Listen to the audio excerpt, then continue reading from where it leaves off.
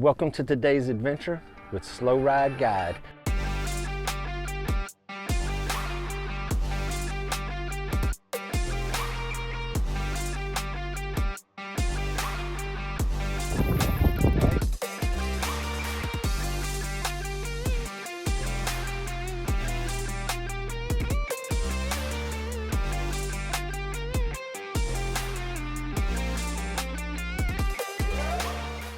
We're out here in Redfish Bay this morning. Beautiful February day.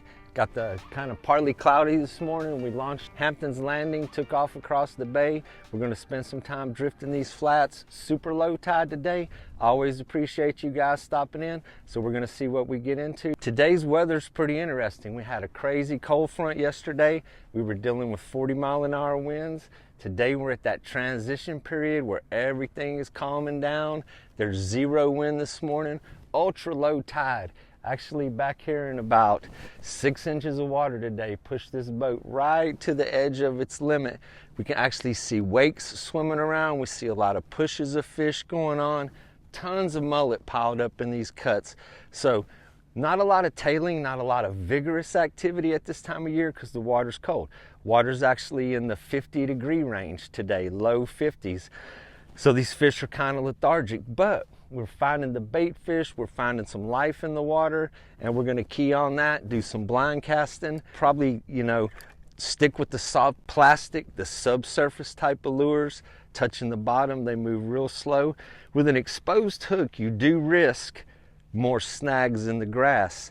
But when fish are slow to bite, when they're kind of lazy, when they're not hitting it really hard, an exposed hook will get a good hook set. So that's what we're going to work with today. We're going to make a few casts, spend some time here, drift around, maybe hit the drop-offs, maybe hit some deeper sand holes, but we're going to stick to the areas where we found some life in the water today. Take a nice slow approach to it, spend a couple hours, see how it works out for us.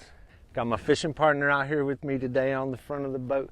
Nico's out here, been casting, started out this morning kind of pushing across the edges of the shallows, the drop-offs. He caught some nice small speckled trout, a lot of little schoolies over there, but there weren't a lot of signs of life in the water. It was just blind casting into flat water.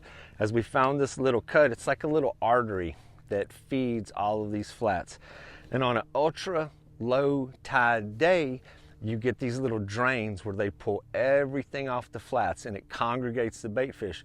So as we were going down the shoreline, we noticed some bait fish, we noticed some schools of mullet, and we actually got up there to where the troll motor couldn't run anymore.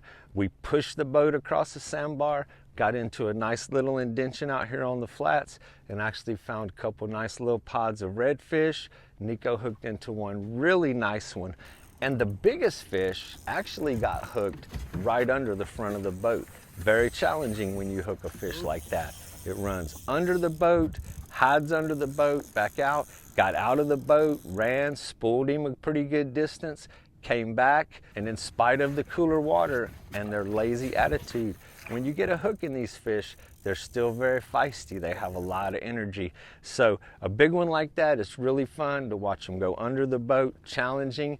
Today we're landing fish without the net. We're all catch and release, so it's not critical to get them in the cooler. It's a lot of fun to battle the fish, land them by hand, put them in the boat. Nico had a pretty good time with that one. It came to the boat 2 or 3 times. He tried to put a hand on it. Pretty entertaining. We thought the fish had the advantage there for a minute, but in the end, we got a nice shot of that. We're kind of at the end of the cut right here. We're at the point to where it's kind of like the end of the road. In front of us, all this water that you can see in front of us is like 3 or 4 inches deep. The boat is sitting on the bottom right here. But we did herd a bunch of fish in this direction as we were spooking them up. We were throwing at the wakes. We caught couple reds, we caught speckled trout mixed in there, but we saw a lot of fish that we couldn't catch that were just nested up in the grass, nested up in the mud, and as the boat got to them, you could see them spook. Just tons and tons of schools of mullet, those fish mixed in, and there's some good ones in there. So a part of the game, a part of the day, especially at this time of year when the cold weather kind of settled in, the water temperatures I mean, even though it's a nice sunny day today, the past 3 days have been really cold, so it has dropped the water temperature down. These fish are still lazy. We're on the 3rd quarter of the moon also, so it's not really strong tides, just kind of a flat tide. We're not going to get a lot of water flowing today. So pushing around in these shallows, trying to cover as much area as possible on the low tide, it's very challenging, it's very difficult. So you got to follow the indentions, follow little cuts in the flats, and that is the areas that congregate the fish. Paid off for us pretty good. So we've spent a little time doing this. We're going to spend a couple more minutes casting right here at the end of the road, and then we're going to turn around and we're going to work our way back off of this flat. We got a lot of wading birds, a lot of minnows, a lot of life in the water, and that's one of those things that you can key on that will help lead you to some feeding fish. So out on the drop-off where we started out this morning, a bunch of dolphins, schools of dolphins feeding up and down the edge. We saw a dolphin tossing some mullet up in the air. The dolphins will kind of congregate in little pods. They will round up mullet, and as they herd them together, they feed pretty vigorously. We actually saw the fish jumping out of the water as the dolphins were pursuing them. And from that area on the drop-off, you know, we located this little cut. It's just an artery. It's like a fish highway. Everything has to go down this cut, down this pass, get off of these flats as the tide drops. And sometimes they will push all the way to the drop-off. They will move out to the deep water. Sometimes they will move right to that range where they don't have to go any further. And that's actually where we found them today. They're still in the cut, still on the shallows. They didn't push out to the deep water, but they were definitely in this cut today. As we trolled up in here, as we went as far as we could with the troll motor, the mullet and reds and speckled trout that we could see, they were swimming under the boat. They were bumping the boat. It's a very secluded, very tight little area. But the trick to that is to move as slow as possible, as quietly as possible, move 10 feet or just the distance that you're casting, stop the boat, work on that area, then as quietly as possible, nudge the boat a little bit closer, park it again, work that spot. And what we were keying on this morning were wakes, were mud stirs. We weren't seeing the fish because they're so attached to the bottom, but as the fish on the outer range of us would spook, you just see mega mud stirs, and you could tell where they were redfish, it was just a little more violent, a little more commotion in the water. The places where we were seeing mullet and the bait fish, you can see the ripples in the water and the pushes, but you really don't see the mud stirs. So, you know, you look for the clues, you look for the signs. We're gonna spin it around, and we gave it time to settle down. You know, we've been here about 30, 45 minutes, kind of working the end of the road. So we're gonna spin this boat around, and we're gonna fish our way back out to the edge of the flats. And that's another interesting point. You know, when we have the 3rd quarter of the moon, the afternoon bite is usually better than the early morning. It's just the rhythm of nature. It's just the rhythm of the day. Full moon, 3rd quarter can be really challenging at the crack of dawn, but later in the day. And we didn't get an early start this morning. We kind of hesitated. We got on the water about 8:30, 9 o'clock. So we spent a couple hours, and now, you know, as we turn back, we're gonna fish this cut on the way out. And the drop-offs in the deeper water this morning were not that active. So as the rhythm of the day goes, we're gonna fish out of here and spend some more time, kind of backtrack what we did this morning, redo it again, and see if the rhythm of the day changes. All right, well, let's spin it around, and we're fishing our way out of here, see if we can get a couple more. Dargle Scout is a big boat, 22 foot, lot of area, very luxurious fishing boat, very comfortable. But the Scout is designed to go shallow, and as you can see, the area that I'm pushing in right here is just barely enough to float this boat. But the advantage of that is we get back here where a lot of the skiffs of this size can't float. It's just one of the advantages of this boat. So I use the troll motor to get as far as I can, and then I grab my pole, and we're actually going to push over the same sandbar that we came in on. You got to be careful though, when you're living back here on the fringes of the ultra shallow water, there's always potential to get stuck. So, you know, in a worst case scenario, me and Nico be out on the back of the boat pushing a little bit, but we're gonna avoid that kind of stuff today. We're just gonna stay right at the edges of where this boat can float, and we're gonna use this pole to get us right back to where we wanna be. And we'll just take a few minutes maneuvering, and then we'll get up here on the front and we're gonna cast our way off of this flat. There's some days I get a pretty good workout. You can push this boat as far as you want to. You can spend all day. We live right on the fringes of the shallow water.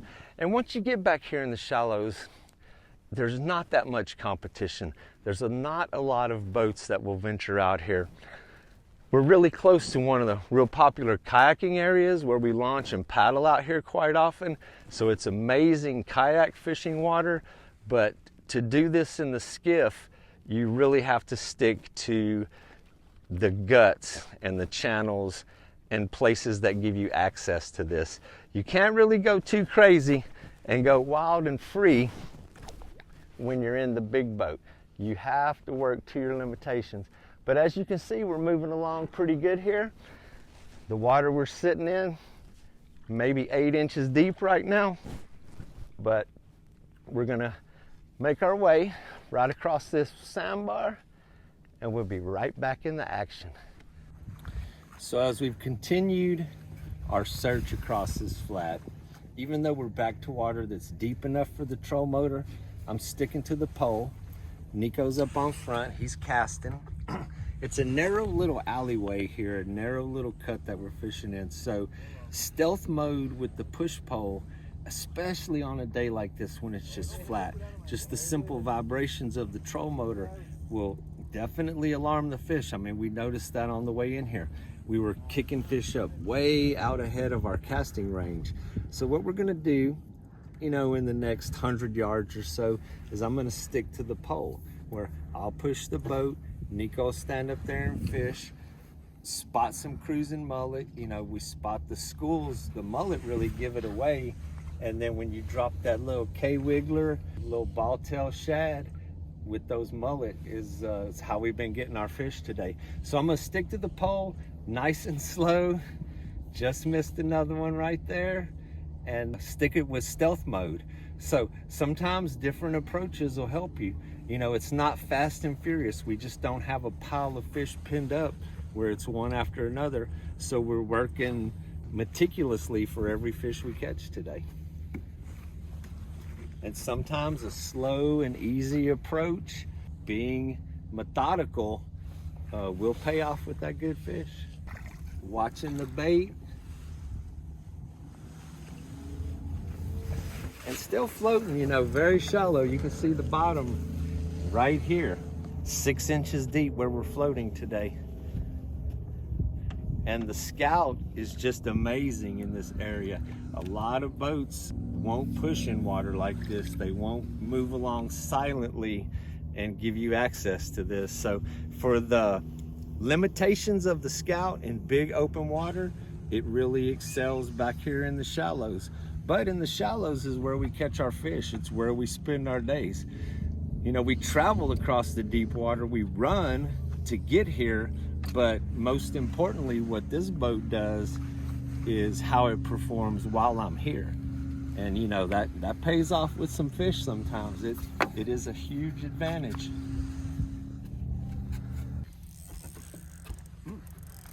Very good. Snagged him. Bring that thing over here, let me get that thing.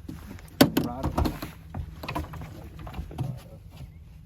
Up a little bit with that pole. Accidents will happen when you're bumping the bottom. These little cuts loaded with stingrays. And stingrays are always here. I mean, they're everywhere. It's a huge hazard to wade fishing and being in this water. This one got snagged just from this worm bumping the bottom. So just another good example of the variety of life that lives out here. Redfish will actually follow stingrays. These guys will patrol the bottom. They're kicking up mud. They're kicking up the things that the redfish feed on. So it's not uncommon to see 1 or 2 redfish following right along with the stingrays. They feed in the same areas. As dangerous and hazardous as they are to wade fishermen, it's always a good sign. And we're gonna go ahead on and get this thing out of the way. Had a great day on the water today.